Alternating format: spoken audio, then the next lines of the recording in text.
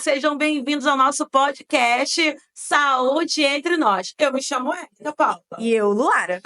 E hoje nós iremos falar sobre uma especialidade que poucos conhecem, a infectologia. E aí já fica a primeira pergunta: você conhece? Você sabe o que é infectologia, infectologista? Gente, que palavras são essas? Então fiquem conosco e vamos juntos aprender sobre essa especialidade.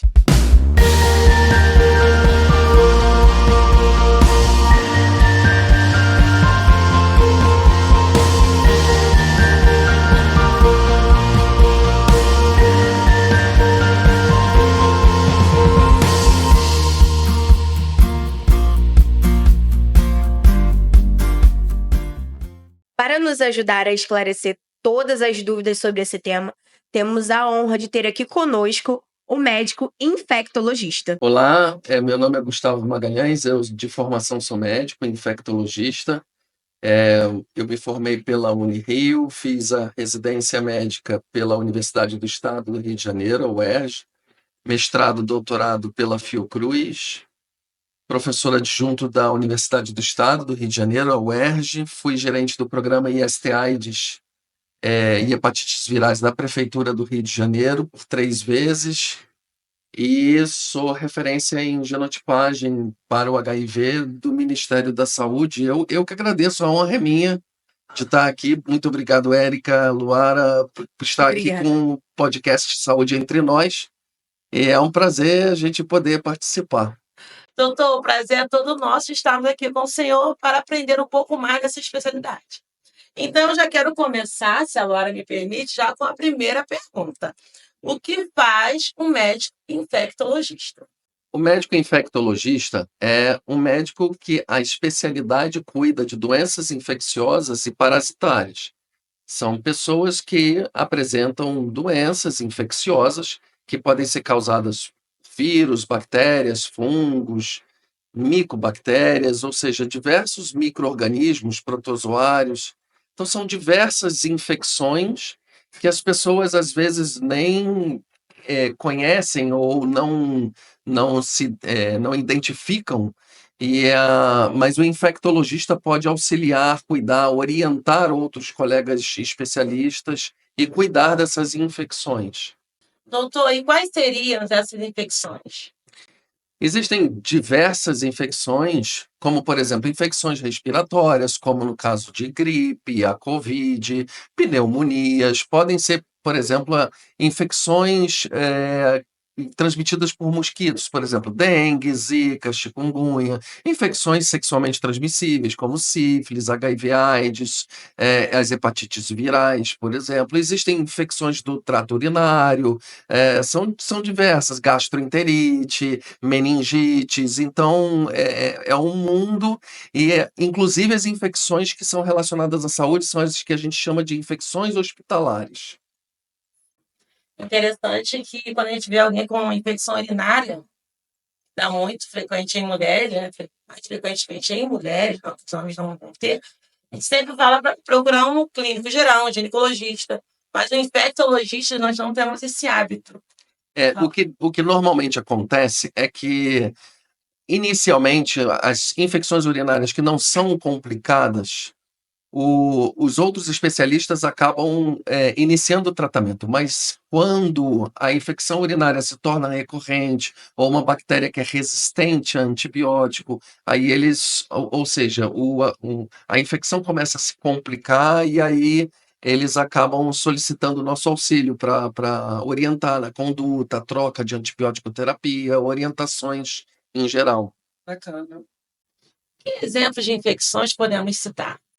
São várias, mas as mais comuns que procuram o infectologista em consultório é o HIV/AIDS, as infecções urinárias de repetição, geralmente o colega médico, obstetra, ginecologista, eles tratam as infecções urinárias, mas aquelas que são de repetição, pode ser uma bactéria multiresistente, então acabam encaminhando para o infectologista. Infecções sexualmente transmissíveis, gonorreia, sífilis, às vezes com gestantes também, toxoplasmose, aparece muito também pneumonias, sinusites, São diversos quadros infecciosos diferentes que acabam Bacana. surgindo. Quando o senhor fala de repetição, a infecção urinária, Isso. qual seria o prazo? Tipo, eu tenho agora e a Uma, gente tem que entender que é de repetição. uma infecção urinária geralmente é tratada dependendo do antibiótico pode ser de dose única, pode ser durante 3, no máximo 7 dias, por exemplo. Uma infecção urinária não complicada. Então o colega pode tratar a infecção urinária, resolveu, mas se os sintomas persistem, ou ela retorna, ou é uma nova infecção urinária, e isso se repete, e aí eles acabam encaminhando para a gente investigar se tem outros motivos para isso estar acontecendo. Quando falamos que iríamos receber um infectologista, nós recebemos a seguinte pergunta: Doutor, o que é PrEP? PrEP é uma profilaxia pré-exposição para nos proteger da infecção, por exemplo, de algumas infecções. Mas a PrEP atualmente que a gente tem mais comentado é uma profilaxia para o HIV. Ou seja, a pessoa que não vive com HIV, seus testes são negativos para o HIV, mas ela se sente no risco de se infectar pelo HIV, essa pessoa tem diversas maneiras de se proteger. Uma delas, a mais importante, é o uso de preservativos. Mas há uma outra opção que pode ser adicionada, fazer junto, em concordância com o preservativo, tomar um comprimido por dia para se proteger, para não pegar a infecção do HIV. Então, conforme o meu estilo de vida, Isso. poder. São pessoas, por exemplo, a PrEP ela é recomendada para aquela pessoa, não importa quem, que tenha nome, pelo menos no Brasil, o Ministério da Saúde, ele recomenda pessoas acima de 15 anos de idade, que tenha mais de 35 quilos, pessoas que estejam com a vida sexualmente ativa e que essa pessoa se sinta no risco. Eu acho que vou acabar me infectando pelo HIV, eu quero me proteger. É uma maneira a mais de proteção além do preservativo. E, doutor, quais são os outros tipos de PrEP? A PrEP, no momento, no Brasil, a gente faz com o comprimido, são 2 antirretrovirais, tenofovir e emtricitabina. Eles são 2 antirretrovirais no mesmo comprimido. E a gente pode fazer ou uso diário, tomar todos os dias, ou para determinadas pessoas, como homens que fazem sexo com homens ou mulheres trans, que não estão no momento em uso de hormônios à base de estrogênio, essas pessoas podem fazer o que a gente chama de PrEP sob demanda, de acordo quando ela for se expor. É um esquema de quantidade de comprimidos para aquela exposição sexual. Doutor, e como eu sei que estou tendo uma infecção de repetição? Quando você procura um médico e ele tratou você, por exemplo, para uma infecção urinária, para uma infecção respiratória como pneumonia, para uma infecção na garganta como uma amidalite, você fez o tratamento, resolveu. E num período de menos de 1 ano aconteceu novamente mais de 2 vezes, ou seja, teve de novo e mais uma vez. Vamos dar um exemplo, 3 vezes no ano, 3 infecções urinárias dentro de 1 ano. Então, está acontecendo algum problema, eu estou tendo infecções que estão se repetindo. E é interessante só falar isso, porque geralmente a gente fica com aquela tossezinha e fica ali comprando um xarope, ou tomando um xarope caseiro, ou comprando um xarope. A gente começa a repetir a Isso. primeira receita e aquilo vai se acumulando. E quando vê, pode virar ali uma pneumonia ou até mesmo uma tuberculose, correto?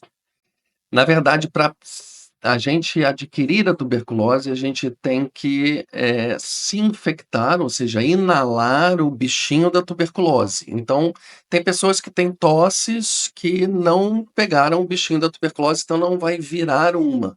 Mas tem gente que já inalou o micro-organismo da tuberculose, que é uma micobactéria, Essa pessoa pode ter tosse que persiste por um período prolongado, mais de 2 semanas tossindo, geralmente vem com febre, pode deixar a pessoa mais cansada, pálida, fazendo anemia, perdendo peso sem estar fazendo dieta, ou seja, uma perda de peso ela não estava querendo perder o peso, e aí a gente tem que investigar se essa tosse, principalmente é produtiva, ou seja, se tem catarro, essa pessoa tem que procurar a unidade de saúde, a gente tem que fazer a radiografia de tórax, Sim. investigar o escarro, fazer exames para investigar a tuberculose. Ou seja, normalmente quadros infecciosos com febre, arrastado, é um outro motivo para procurar um infectologista. Nem sempre tuberculose, pode ser outras Sim. infecções por fungos, histoplasmose, criptococose, enfim, são várias. Nós selecionamos também algumas perguntas vindo das nossas redes sociais. Luara está aqui com elas. Então, doutor, o próprio vírus curado da hepatite C pode acordar novamente e acontecer reinserção? Existem casos de hepatite C, do vírus da hepatite C, que o tratamento não foi adequado, então a pessoa pode realmente não ter sido curada, e depois, com o tempo, o vírus começa a se manifestar. Mas hoje, hepatite C, com os medicamentos atuais, a gente tem uma chance de 99% de cura. Ou seja, você toma geralmente 1 ou 2 comprimidos diariamente por um período, depende de cada paciente, mas geralmente uns 3 meses, e você cura essa pessoa. Curado, acabou, erradicou o vírus. O que pode acontecer é a pessoa pegar de novo.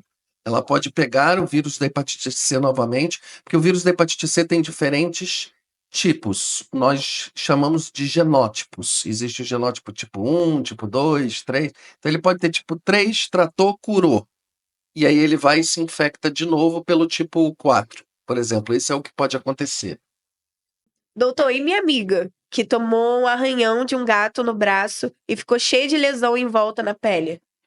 Isso é importante, é super importante que para as pessoas jamais maltratarem os animais, maltratarem os gatos ou os cachorrinhos, por qualquer que seja o motivo. Mas sim, existem alguns gatinhos que podem estar doentes com, por exemplo, a esporotricose.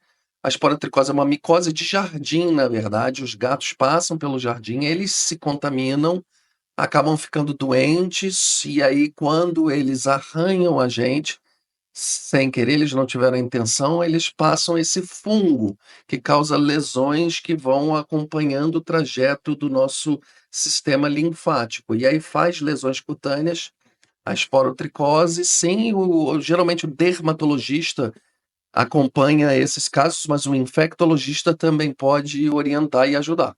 Então, fui mordida pelo cachorro, porque eu incomodei o cachorro. E aí, pegou raiva. Qualquer cachorro pegou raiva. É, Não tem. na verdade, a raiva é um vírus que é transmitido pela saliva dos animais que têm a raiva. Não são todos os cachorros ou gatos. Animais que têm raiva. O mais perigoso é o morcego. Se a gente for mordido pelo morcego, a gente tem que procurar imediatamente a emergência para a gente poder se proteger com vacina, com imunoglobulina, que a gente chama. Mas cachorros de rua, gatos de rua, que a gente não consegue monitorar, que não consegue acompanhar, se for mordido, também deve procurar o atendimento de emergência para a gente se proteger, dependendo da mordida, de como foi a lesão, se vai tomar as vacinas ou a imunoglobulina. Não são todos os animais que têm o vírus da raiva, mas a gente foi mordido, procure atendimento para ser orientado. Tem que se prevenir. Isso. E quando verme, né? Que a minha cunhada cismou. Quem é que trata verme? Isso. Eu estou com verme, eu nem sei por que ela está com verme, por que ela chegou com isso. E aí eu falei, vou estar com o infectologista hoje. Eu vou perguntar pessoalmente. Isso. Doutor infectologista, trata verme?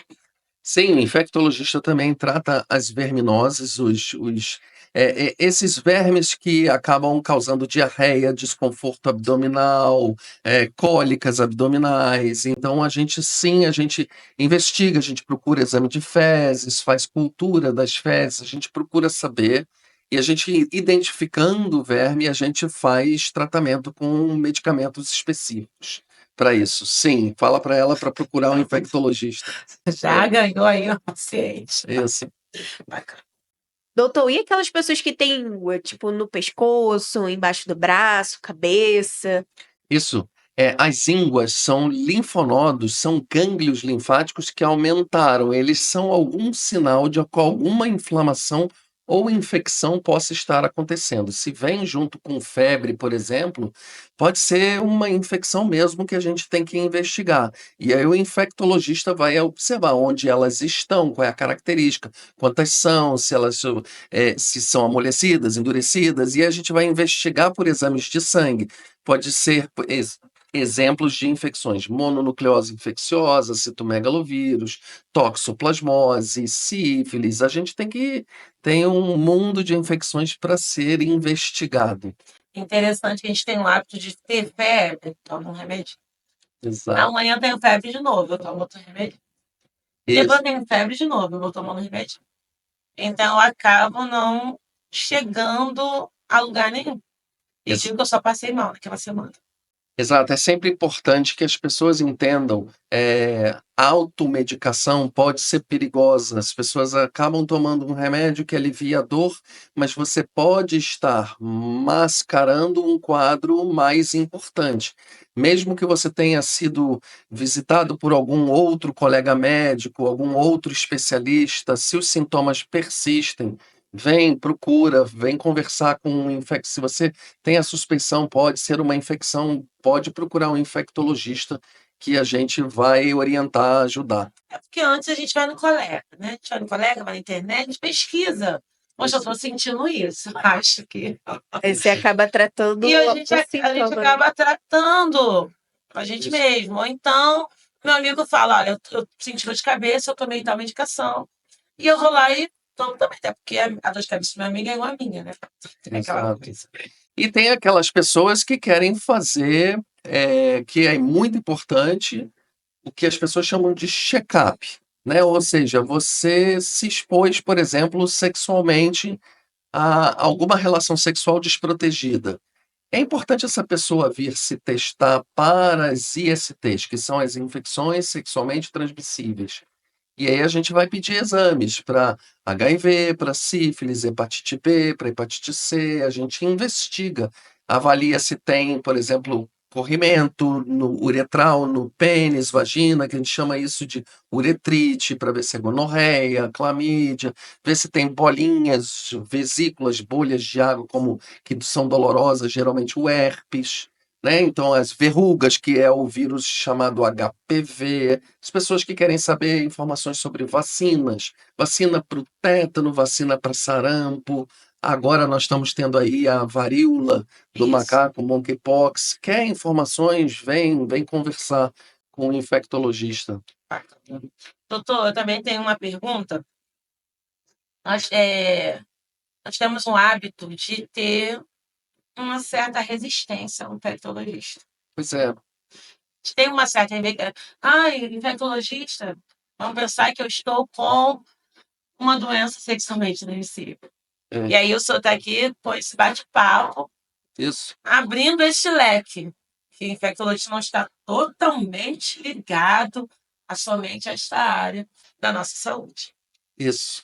Dá um pouco de receio, ansiedade, medo, que eu vou no infectologista e vou descobrir alguma coisa desagradável. Mas o infectologista avalia outras coisas também. Então, sim, isso existe. As pessoas ficam preocupadas de descobrir alguma doença não que ela se sinta desconfortável, que outras pessoas fiquem sabendo. Não é necessário contar para as pessoas, mas é importante cuidar da sua saúde e não deixar Sim. que a doença avance. Bacana. E o senhor falou sobre check-up, exames de laboratório, de nossos patrocinadores, a Policlínica São Francisco de Paula, a Policlínica Menino Jesus são os nossos patrocinadores, a Policard Med. E pode também estar entrando em contato com eles, que lá nós temos laboratórios especializados em check-up. Doutor, a PrEP é 100% eficaz? Não, a PrEP é uma profilaxia a mais para se proteger, para não pegar o HIV, mas mesmo tomando o comprimido todos os dias, existem poucos, mas muito poucos casos de pessoas que mesmo assim acabam se infectando pelo HIV. O que acredita-se em relação a isso é ou elas não estão tomando direito, que é o mais provável, ou é porque pode ter sido uma relação com uma pessoa que tem HIV, mas a carga viral dessa pessoa está alta, porque carga viral não detectada não transmite. A pessoa que vive com HIV, carga viral não detectada é risco zero de transmissão. Mas se tiver uma pessoa que vive com HIV e a carga viral é elevada, pode transmitir. E se esse vírus for resistente a remédio, mesmo a pessoa tomando PrEP, o comprimido todos os dias, existe um risco bem baixo de se infectar. Mas é muito baixo mesmo. A PrEP protege muito, reduz muito novos casos de HIV. E após quanto tempo de uso do medicamento a pessoa está protegida? A gente sabe que para as mulheres cisgênero, homens trans, a gente não tem tantos dados em relação a isso, então o que a gente tem de dados é que tem que tomar o comprimido diário e após 7 dias, mesmo para quem vai fazer sexo vaginal, anal, então para essas pessoas, mulheres cisgênero e homens transgênero, tem que tomar comprimido diário só após o 7º dia é que atinge a proteção adequada, que não é 100%, mas é quase 100% de proteção. Para os homens que fazem sexo com homens ou mulheres transgênero que não estão usando o estrogênio no momento, hormônios à base de estrogênio, se eles no primeiro dia tomar 2 comprimidos, somente no primeiro, é uma dose de ataque, tomar 2 comprimidos de uma vez, de 2 a 24 horas após essa tomada, já atingiu a proteção adequada. Eles já estão liberados, ou mesmo assim vão ter que. A gente conversa com eles assim, não é bem o liberado, porque a gente recomenda, use preservativo, até porque a PrEP não protege de sífilis, gonorreia, clamídia, não protege das outras. Então a gente sempre orienta o uso combinado com preservativo. Mas se acontecer o sexo sem o uso do preservativo, para o HIV, em 2 a 24 horas após 2 comprimidos de dose de ataque, ele já tem a proteção adequada. E tem algum teste para fazer para poder tomar esse medicamento? Isso, só pode fazer a PrEP as pessoas que não vivem com HIV. As pessoas que vivem com HIV, elas vão se tratar, existe tratamento com antirretrovirais, mas o esquema antirretroviral a gente começa com 3 medicamentos. A gente começa com 2 comprimidos, mas tem 3 antirretrovirais. Então as pessoas que vivem com HIV vão fazer tratamento. A PrEP é para a pessoa que não vive com HIV, então há necessidade de ter um teste negativo para o HIV, que as unidades de saúde fazem testes rápidos, ficam prontos em 20 minutos, é só procurar a unidade de saúde mais próxima da sua residência, e eles não fazem só para o HIV não, faz teste rápido também para sífilis, hepatite B e C. E aí a gente tendo o teste do HIV negativo, essa pessoa já, se ela está se sentindo no risco, tem mais de 15 anos e acima de 35 quilos, ela pode começar a PrEP. E essa medicação é gratuita? Essa medicação é gratuita. Aqui no Brasil, o Ministério da Saúde garante a medicação. Existe também em farmácias particulares para vender. Mas na minha concepção, eu penso, nós temos o medicamento gratuito, o SUS e as unidades de saúde particulares também fazem o acompanhamento, e mesmo sendo acompanhado em unidades particulares, eles podem receber a prescrição, a receita, e eles vão na unidade de saúde do SUS e eles pegam o medicamento de forma gratuita. E quais são os efeitos colaterais, doutor? São antirretrovirais. Ali, a PrEP é um comprimido por dia, mas nesse comprimido tem 2 antirretrovirais. São medicamentos contra o vírus. Ou seja, é para proteger a pessoa de se infectar do vírus HIV. Então, são medicamentos que têm efeitos colaterais.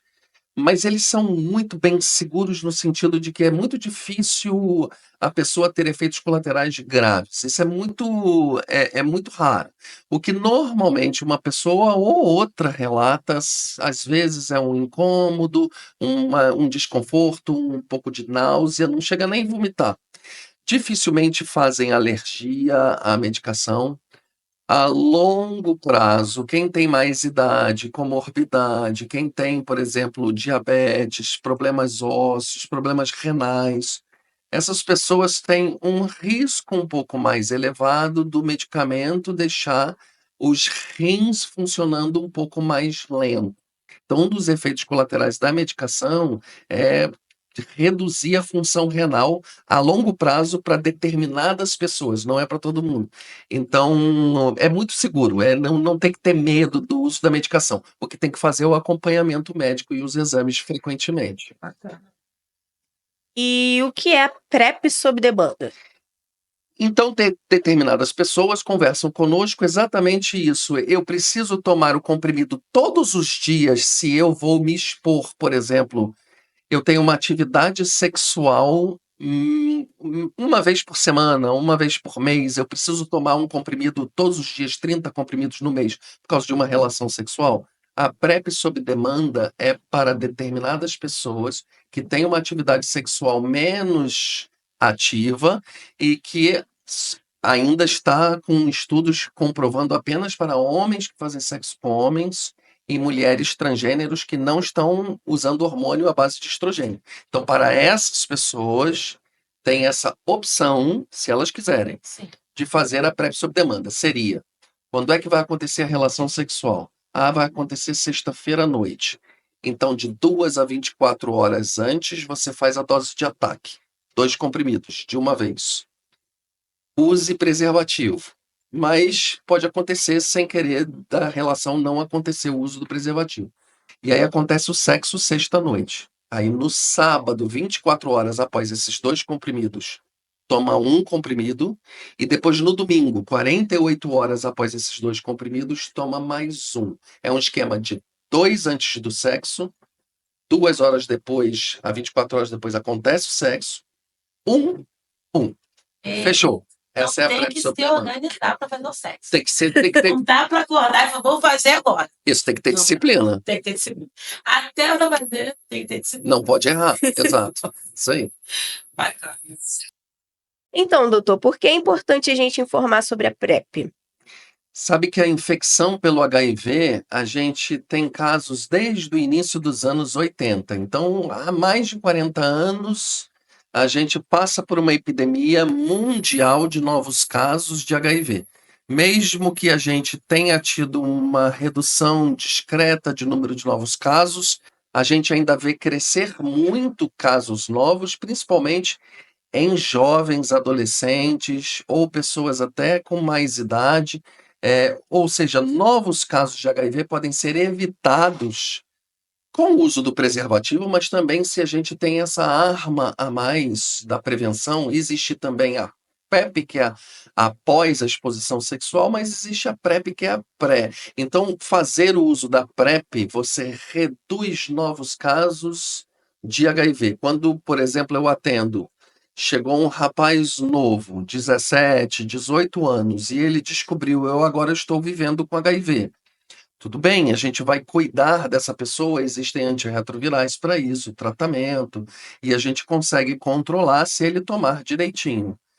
Mas se ele tivesse sido informado melhor que existe essa maneira de se prevenir, ele não sabia que existe a PrEP. A PrEP está aí. Ele poderia estar tomando a PrEP e, quem sabe, hoje ele não precisaria estar vivendo com HIV. Bacana. Realmente, a maioria da população não sabe da PrEP.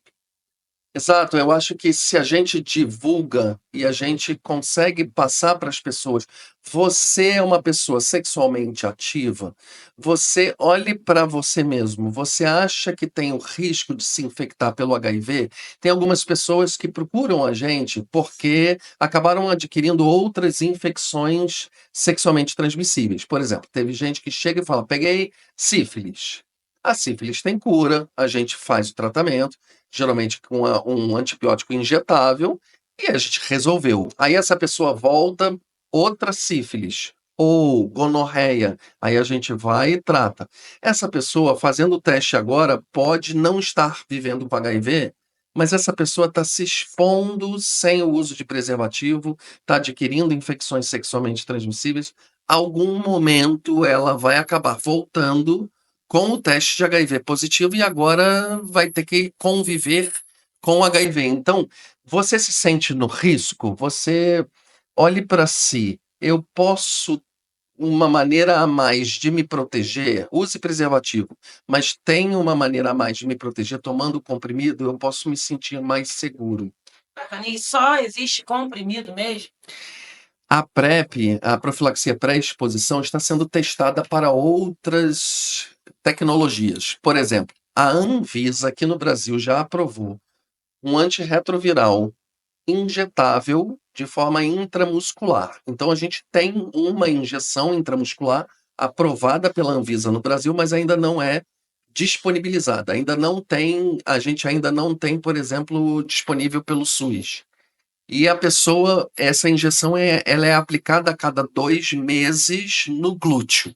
Estamos investigando se pode fazer em outros músculos, como o vasto lateral da coxa. A gente está investigando também se pode a cada 3 meses, se tem o mesmo efeito. Então, tem a injeção.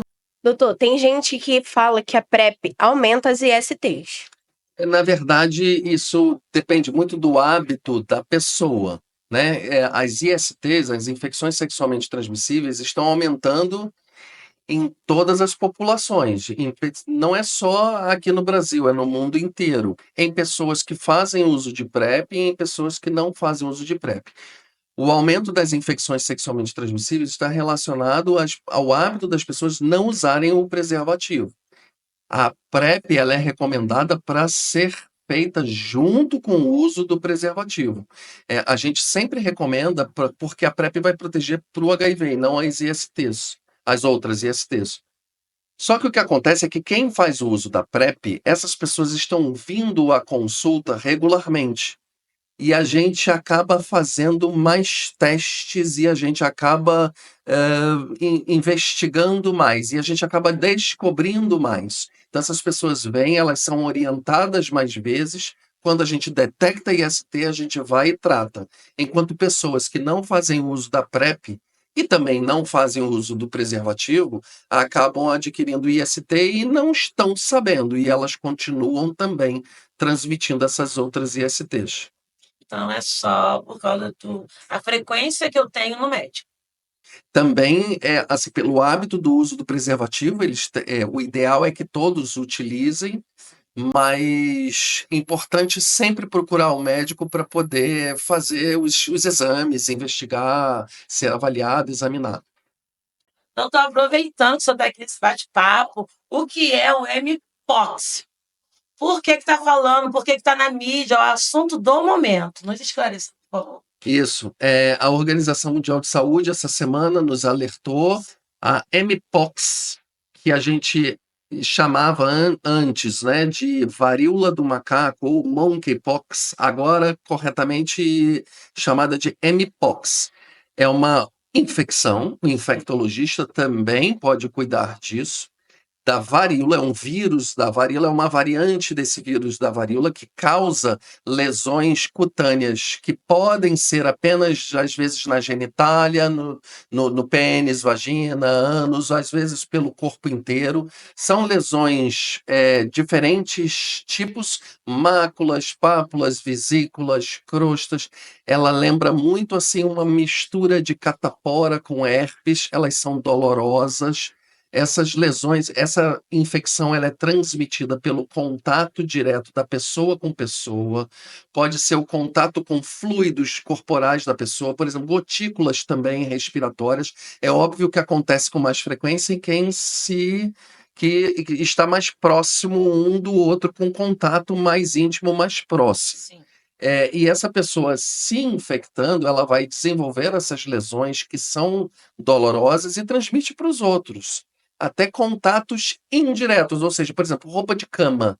também pode transmitir. Então, essas pessoas devem ser orientadas. A gente faz o teste, a gente faz o teste da própria lesão da pele, a gente pesquisa o que a gente chama de PCR para o Mpox, e essa pessoa deve ser isolada no sentido de ela tem que ficar em isolamento em domicílio, ela tem que ficar em casa por um período de 2 a 4 semanas, até que todas as lesões estejam sequinhas. Ela não pode ir para o trabalho com ele, porque senão pode passar para as outras pessoas. A maioria da população não está vacinada para varíola. A vacina da varíola, que foi dada lá até os anos 70, a gente também não tem informação se ela é capaz de proteger deste tipo de vírus que está circulando no momento. Vacina existe, é indicado para profissionais da saúde e algumas pessoas que têm maior risco de se infectar pela Mpox, como pessoas que vivem com HIV, mas no momento o Ministério da Saúde ainda está adquirindo mais vacinas, a gente ainda não está agora em agosto de 2024 com ela disponível no momento no SUS ainda não, eles vão evoluir com isso. Então, como se prevenir?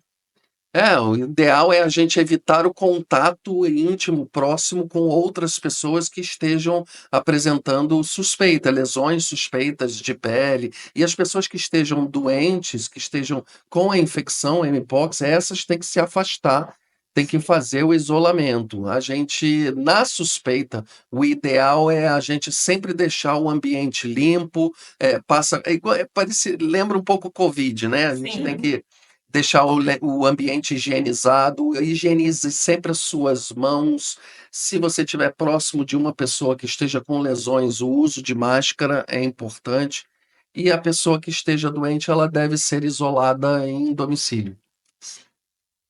Doutor, e depois da Covid, Mpox, né, como diz a música aí, o pulso da pulso, e a gente vamos em frente, não é mesmo? E o infectologista não tem paz. As doenças infecciosas, elas não param. A gente está sempre aprendendo, sempre coisa nova para a gente superar, vacinas para poder investigar, enfim. A gente vai seguindo adiante. Vamos embora. Doutor Gustavo, adoramos o nosso bate-papo. Muito obrigada por vir aqui com essa paciência. Nós olhamos para ele e sentimos o quê, Lara? Tranquilidade, com certeza. Tranquilidade. Tá infecção, mas tudo muito tranquilo, doutor. E aí tem esperança. Não, eu que agradeço. Eu estou atendendo lá na Policlínica São Francisco de Paula, sempre aos sábados de manhã, a partir das 8 horas da manhã. Até eu convido as pessoas, se você está ou com algum quadro que você suspeita de infecção, você quer retirar dúvidas, você pode ou procurar o posto de saúde mais próximo da sua casa, ou um médico que você já tem confiança, que você já acompanha, ou pode me procurar lá na Policlínica São Francisco de Paula aos sábados de manhã. Será um prazer poder orientar. Obrigada a todos pela companhia. Esse foi o nosso primeiro podcast. Saúde entre nós. Continue nos seguindo lá nas nossas redes sociais. Queremos agradecer os nossos patrocinadores, Policlínica São Francisco de Paula, Policlínica Menino Jesus e a Policard Med. Obrigada a todos e até a próxima.